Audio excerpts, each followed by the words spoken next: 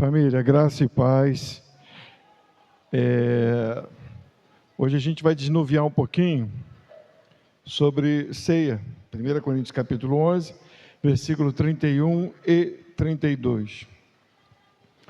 Diz assim: Porque se nós nos julgássemos a nós mesmos, não seríamos julgados. Mas quando somos julgados, somos repreendidos pelo Senhor, para não sermos condenados com o mundo.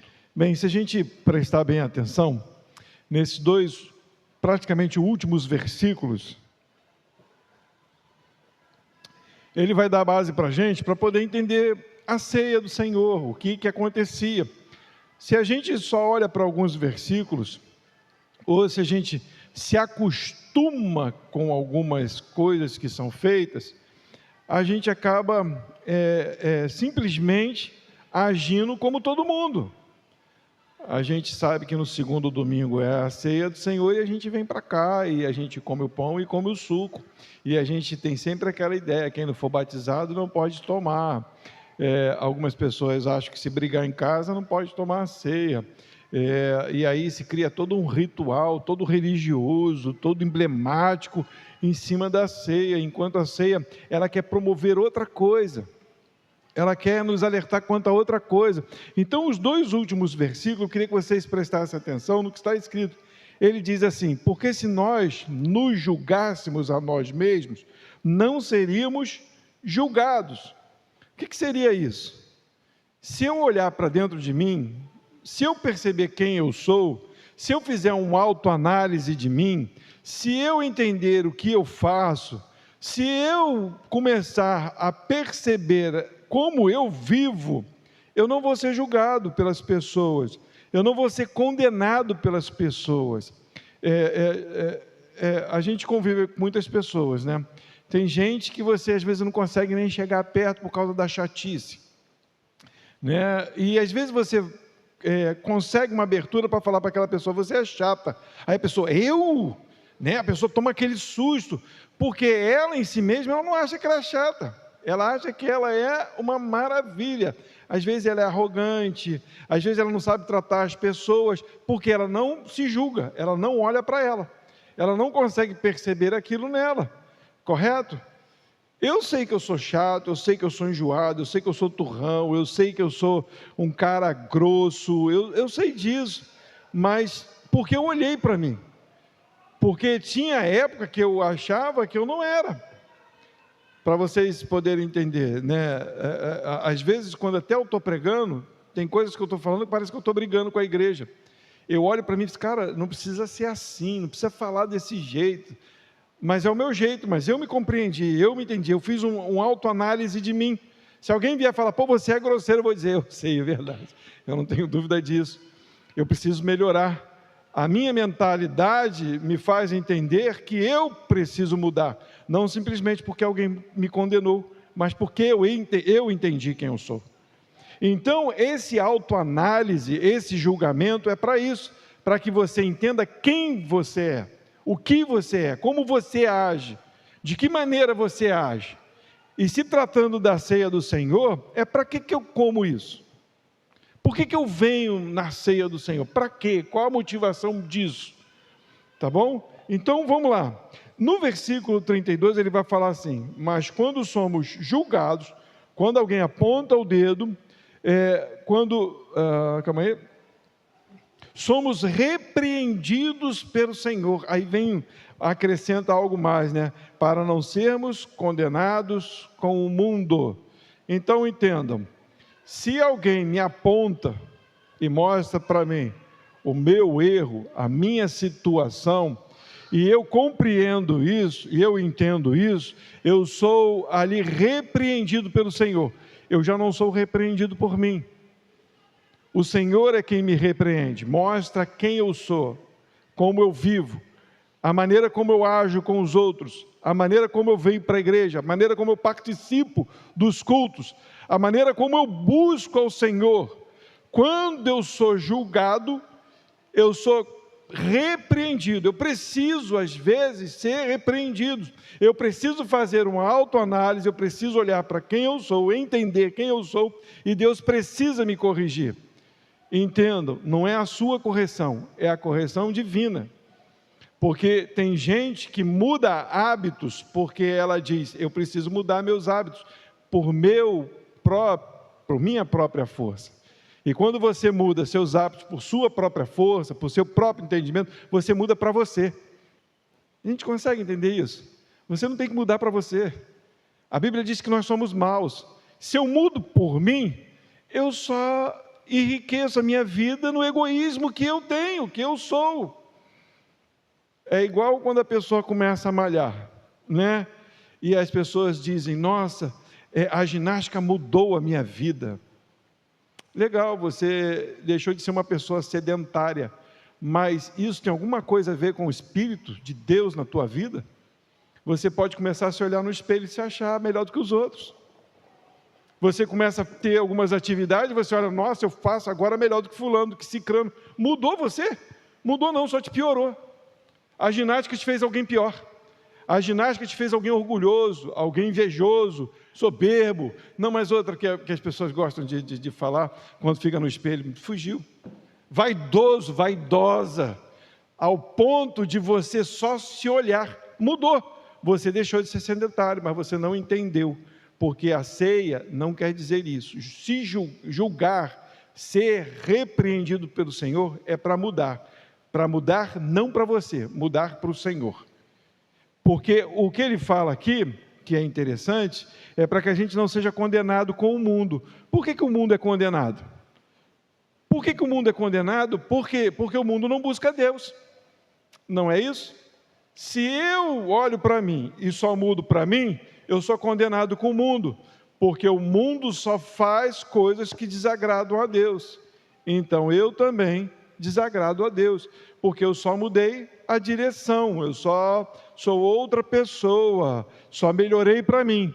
Mas quando eu sou corrigido pelo Senhor, eu não sou condenado com o mundo. Tá bom? Então nós não podemos ser condenados com o mundo. A ceia, ela tem um papel importante na nossa vida. E a ceia não é para que você venha e coma um pão e tome um suco de uva. Não é. Não é, olha no versículo 28, né? A gente vai meio que de trás para frente, mas depois a gente vai lá em cima. Ele vai falar o que eu já tenho dito aqui, o que a Bíblia diz é o que nós estamos falando aqui, né? Examine-se, pois, o homem a si mesmo, e assim coma deste pão e beba deste cálice. Porque o que come e bebe indignamente, come e bebe para a sua própria condenação, não discernindo o corpo do Senhor. Por causa disto, há entre vós muitos fracos e doentes, e muitos que dormem. Então, ele, no começo do texto, ele vai falar que é para a gente se examinar para comer. Para comer para quê? Para discernir. Eu só posso comer se eu tenho discernimento do corpo. Eu só posso participar se eu tenho discernimento do que está acontecendo. Senão eu não posso participar. Aqui não diz se você for batizado, aqui não diz se você é só dessa igreja, aqui não diz que tem que ser no segundo domingo, aqui não diz que tem que ser essa mesa desse jeito, a Bíblia não diz nada disso. A Bíblia diz que eu tenho que entender, me examinar para entender, para compreender, para eu não ser indigno, para eu não ser condenado, para eu ter discernimento do corpo. Ele vai falar, por causa disso, entre vós, muitos fracos e doentes. Aí você vai coçar a cabeça, porque você vai falar assim, caramba, tem gente que não é cristã, tem gente que não toma ceia, tem gente que não faz nada disso, e não tem nada de doença. Que fraco é esse? Que doente é esse? Porque a gente precisa fazer essa análise também. Porque as pessoas falam assim, se você não comer, se você não beber, se você estiver em pecado, a sua vida vai ser uma desgraça. Você vai ter problemas de saúde. Aí a Helena ali está cheia de dor no joelho, toma a ceia, vem na igreja e fala assim, caramba, será que é por causa disso? Será que eu estou comendo indignamente? Eu só estou abrindo um parênteses para a gente poder entender que não é isso que está falando. Paulo vai dizer que são fracos aqueles que não compreendem e comem só legumes, chama de fracos, doentes. Por quê? Porque eles não compreendem a graça. Então eles fazem discernimento de alimentos, de dias, são fracos. São fracos aqueles que vêm para a ceia e acham que há um poder, um mistério diferente no suco e no pão. São fracos. São fracos aqueles que acham que vêm para esse lugar e quando houve uma oração na ceia, a vida vai mudar. Ou acabaram de ser batizado, existe um poder místico que agora começa a operar na vida deles. São fracos. Não entenderam a graça da ceia, não entenderam a graça do que o Senhor fez. Então, para a gente poder entender, primeiro eu preciso me examinar. Você precisa se examinar. Você precisa discernir o corpo. Eu preciso discernir o corpo. E não é o seu corpo, é o corpo de Cristo. Porque discernindo o corpo de Cristo, é Ele que me corrige. Não sou eu que me corrijo. Eu percebo onde eu tenho falhado e peço direção a Ele. Ele me corrige. Ele diz, você erra nisso. Você é orgulhoso, você é invejoso, você é vaidoso, você se acha melhor do que os outros, você não compartilha o que você tem, você não honra seu pai, você não honra sua mãe, você é desobediente ao marido, você não ama sua esposa. Então começa a mostrar quem somos e nós começamos a entender que o que Cristo fez foi exatamente isso, fazer com que eu reconheça os meus pecados porque Ele morreu por mim. Os meus pecados estavam sobre Jesus e entender isso me faz digno da ceia, porque eu compreendo o que Ele fez. Ele morreu por mim, Ele deu a sua vida por mim, porque eu não sei fazer o que é certo, eu não sei fazer o que é correto. Então, eu tenho que comer entendendo, tendo dignidade de vir para esse lugar, para poder participar daquilo que é mais importante, que é da comunhão do corpo de Cristo. Não é de um pão e nem de um suco de uva. E naquela época não era suco de uva, era vinho. E tanto era vinho que a Bíblia vai dizer assim, lá no comecinho, vamos lá, 17, 1 Coríntios capítulo 11, versículo 17. Olha o que diz aí. Nisso, porém, que vou dizer-vos? Não vos louvo, porquanto vos ajuntais, não para melhor, senão para pior. Eles vinham para a casa de Deus e não tinha nada de bom. Era ruim a situação quando eles estavam juntos. Porque antes de tudo, ouço que quando vos ajuntais na igreja, há entre vós dissensões, discussões, né? Ninguém concordava com nada, e em parte eu creio. E até importa que haja entre vós heresias, em algumas traduções, eu vou explicar, vai dizer facções. O que tem a ver heresia com facções, né? Heresia e facção. Você vai ver na NAA ou na NVI, em algumas traduções, facções. E aqui nas mais antigas, em algumas vai estar escrito heresias. Para que os que são sinceros se manifeste entre vós, de sorte que quando vos ajuntais no lugar, não é para comer a ceia do Senhor, porque comendo cada um toma antecipadamente a sua própria ceia, e assim um tem fome e o outro enche a cara, embriaga-se. Então era com vinho, a ceia era com vinho e alcoólico, porque senão ninguém se ia embriagar com suquinho de uva, né? Haja suco de uva para o cara ficar doidão, né? Bêbado, né? Mas ou então isso, muito açúcar no sangue. Mas o que estava acontecendo? Como que funcionava a ceia? E não era esse modelo. A ceia era um banquete. A ceia era um momento de partilhar aquilo que alguém não tinha. A ceia era um momento de desfrutar, de ouvir a voz de Deus, de se arrepender de suas falhas e assim compartilhar a voz do Senhor com os outros. E o que tinha junto com isso? Banquetes. As pessoas comiam. Só que já estava virando partidarismo, os grupinhos, facções. E por que é heresia? Porque as pessoas juntavam os seus grupos e nos seus grupos formavam as suas ideias. facções, e nas facções gera heresias, mentiras. Então, as pessoas faziam o seu grupinho, vou juntar com o grupinho da Marlete, porque o grupinho da Marlete é legal, a Marlete traz aquele feijão de corda, né? Faz um baião de 2, aquele negócio todo, então vou juntar com a Marlete. Não vou juntar com a Lúlia, porque a Lúlia é pobre. A Lúlia não traz um ovo, então não vou juntar com a Lúlia, eu quero juntar com quem tem comida que eu gosto. Se alguém tiver pudim, então eu vou juntar com a pessoa que tem pudim. E, aliás, falando em comida, muito obrigado para as filhas, hoje fizeram um almoço para mim. Eu ganhei um almoço de verdade e uma canção do Dolly, do Rafael. Né? Ano passado foi do Paulinho, o vídeo da Dolly, né? do refrigerante Dolly, e esse ano foi do Rafael. Estou muito bem com os filhos. Só veio só o vídeo, faltou o refrigerante. Né? Tudo bem. Só abrindo um parêntese. Mas, às vezes não, as pessoas se reuniam para isso. Uma ideia errada. Não era assim, desse jeito que a gente faz. Isso foi um ato religioso, depois de muito tempo que as pessoas começaram a ter essa formação de ceia. E aí começou a ficar tão religioso que ninguém mais participa da ceia, só se tiver requisitos.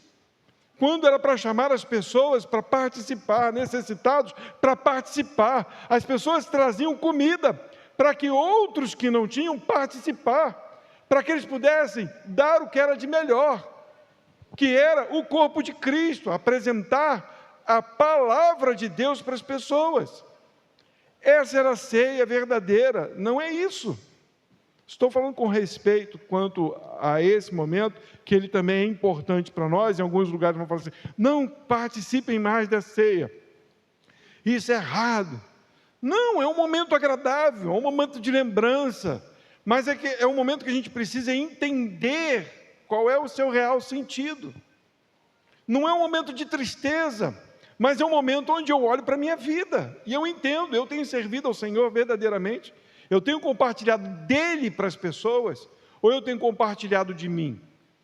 Porque às vezes o que a gente faz é isso, olha o meu vídeo, olha o que eu faço, olha como canto, olha como prego, olha como me visto, olha como sou bom, olha como o pastor tal é assim, olha como o cicrano tal é assim, mulher que ora, o homem que desce fogo, o homem que não sei o quê.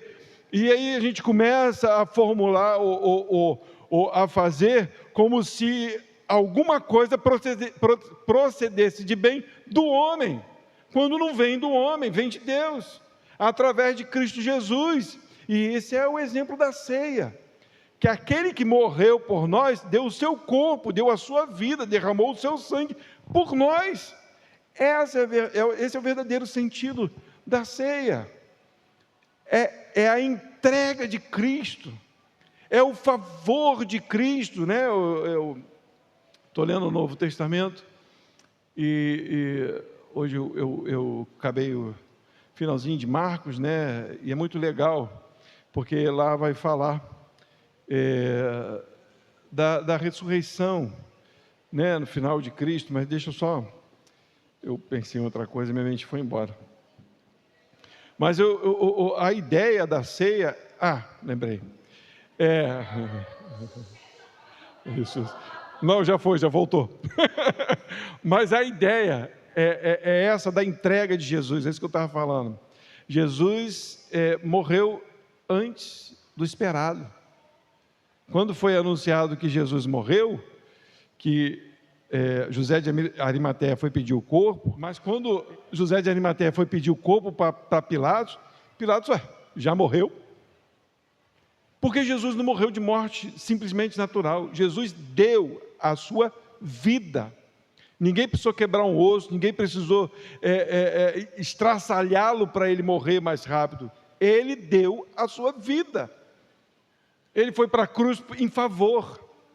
Na ceia do Senhor, no dia antes da sua crucificação, naquele dia, ele lavou os pés dos discípulos e disse para os seus discípulos, façam o mesmo, naquele banquete em que eles estavam desfrutando da comida, do partir do pão.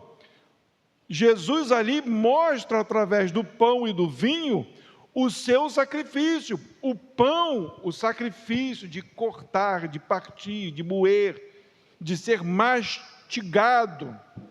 E o suco, o vinho, dizer que ele seria derramado. Então, são exemplos daquilo que aconteceria.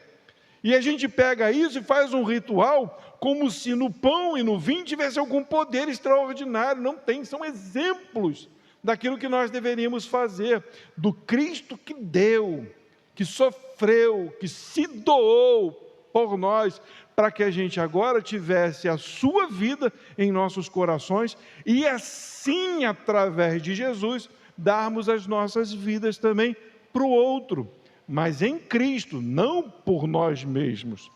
Porque às vezes as pessoas também confundem. Ela começa a dar uma bolsa de mantimento e vai dizer: eu fiz uma doação, uma ação social. Não é errado a ação social, mas o que está por trás da ação social? É Jesus ou sou eu? Porque eu dei. Quando a gente, essa questão de juntar alimento na ceia original, era das pessoas trazerem e as pessoas que necessitam comerem com a gente e levarem comida por causa das suas necessidades. Olha o que a gente faz hoje: junta cestas básicas, vê quem precisa e leva.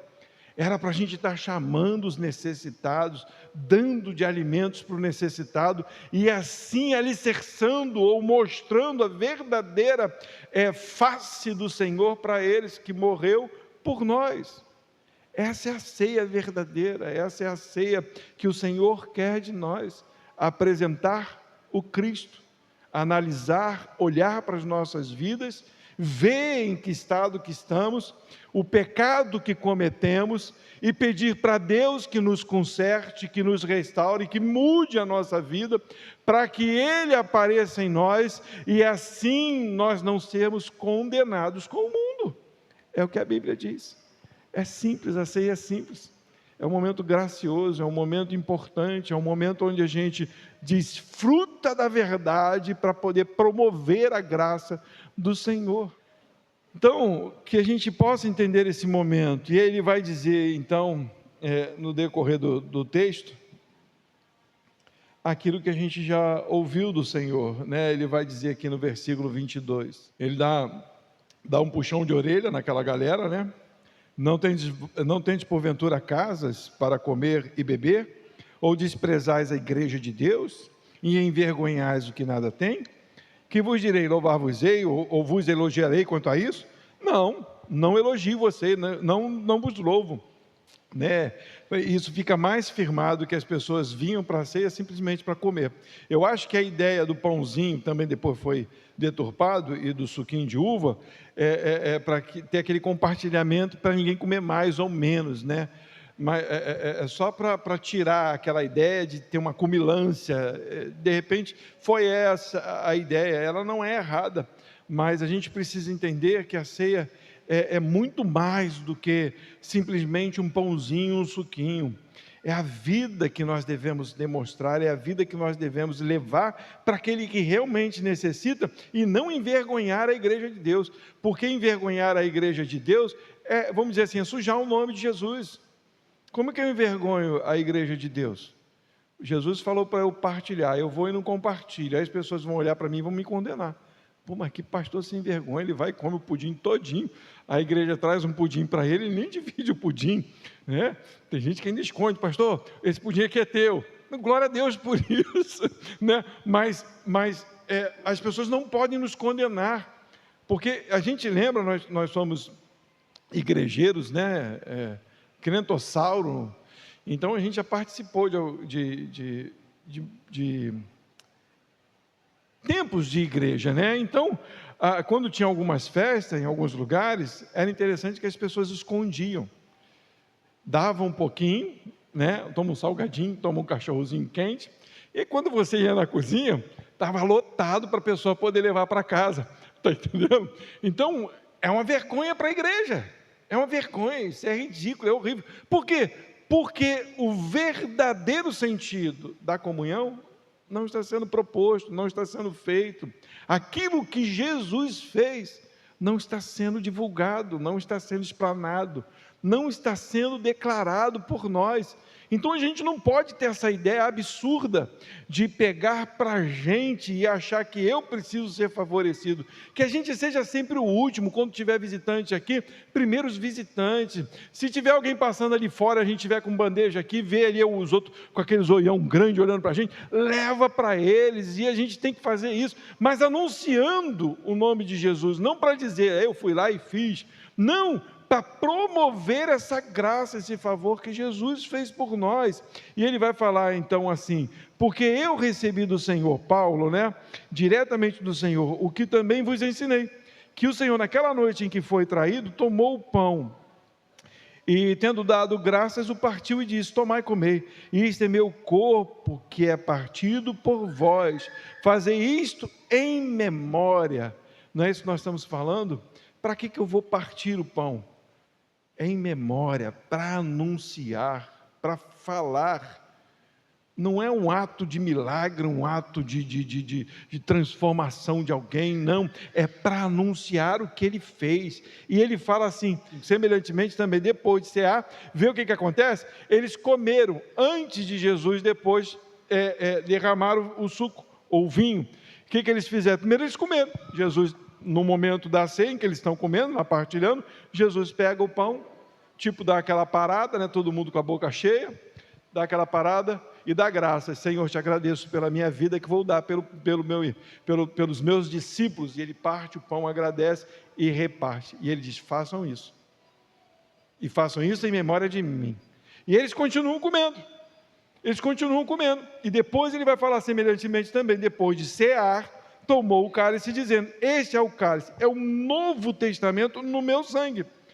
Esse símbolo é um novo testamento, só que no meu sangue, não é o vinho, é o sangue que foi derramado, porque ele morreu na cruz e o seu sangue foi derramado ali.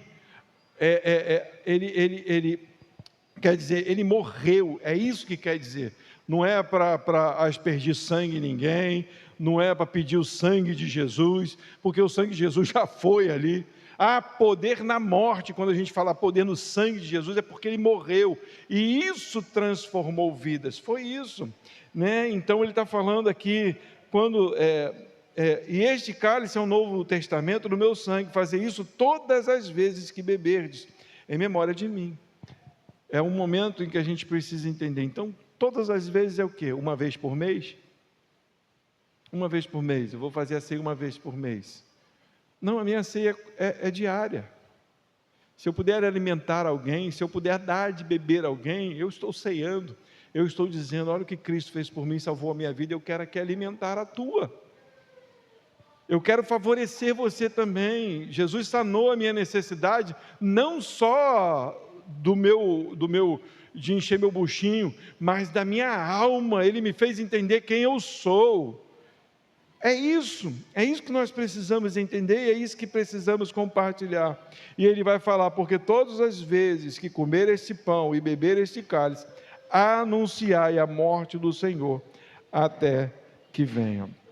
Quando Jesus fala, todas as vezes também que comer este pão, ele não está falando do símbolo, ele está falando dele mesmo. Todas as vezes que eu me alimento de Jesus, eu proclamo Jesus, eu anuncio Jesus, porque é muito fácil eu vir para cá e comer um pão de cevada, de aveia, de farinha, seja lá do que for, e tomar um suco de uva, é fácil, e dizer, eu tomo a ceia, e alguns ainda abrem a boca para dizer, eu tomo a ceia e ainda dou o dízimo, grandes coisas, ou tomo a ceia, dou o dízimo e fui batizado, pronto, você é um santarrão.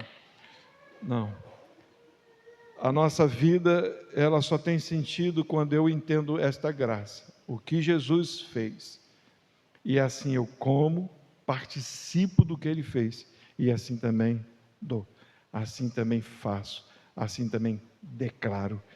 E eu volto, ele vai dizer, então, meus irmãos, para a gente agora, examine-se, faça isso agora nesse momento, examine-se, pois o homem a si mesmo, e assim coma deste pão e beba deste cálice. Vamos fazer isso nesse momento, vamos fazer uma autoanálise, vamos olhar para dentro de nós, vamos entender quem somos, por que estamos aqui. A ideia não é construir uma igreja para que a gente enche esse lugar e diga: nossa, como a igreja é linda, cheia de pessoas, nossa, como vem gente para cá, tem batismo todo dia, é legal, tomara que essa igreja fique bem cheia. Mas a ideia é proclamar, é anunciar. Eu não anuncio aqui o nome da casa, eu até coloco nos vídeos, quando vai para a internet, lá o nomezinho da casa, para as pessoas identificar o local, mas não sigam a casa não transforma ninguém. Não sigam a igreja presbiteriana, não sigam a igreja batista, não sigam a igreja Assembleia de Deus, não sigam. Sigam a Jesus. É Jesus quem morreu por nós e é o nome dele que proclamamos, é o nome dele que anunciamos. É o nome dele que salva, é o nome dele que cura, é o nome dele que restaura, é o nome dele que nos tira da podridão do pecado, é o nome dele que nos sara as feridas, as doenças, nossas fraquezas. É assim que a gente fica fortalecido, a gente não está mais fraco quando entendemos isso. Nós comemos dignamente, nós desfrutamos dignamente desse momento glorioso do que o Senhor fez por nós e anunciamos. Então, assim, desta forma, só desta forma, o Senhor é proclamado, é anunciado, é exalado pela igreja verdadeira, não a casa. Volto a dizer, esta casa não leva ninguém para o céu, só o Senhor Jesus. E é assim que nós participamos deste momento. Então vamos fechar os nossos olhos e vamos participar desse momento tão precioso para a gente, que é ouvir a palavra, se alimentar dela e desfrutar de poder compartilhar do pão e do vinho, entendendo o que Jesus fez por nós. Então feche os seus olhos, nós vamos falar com Deus.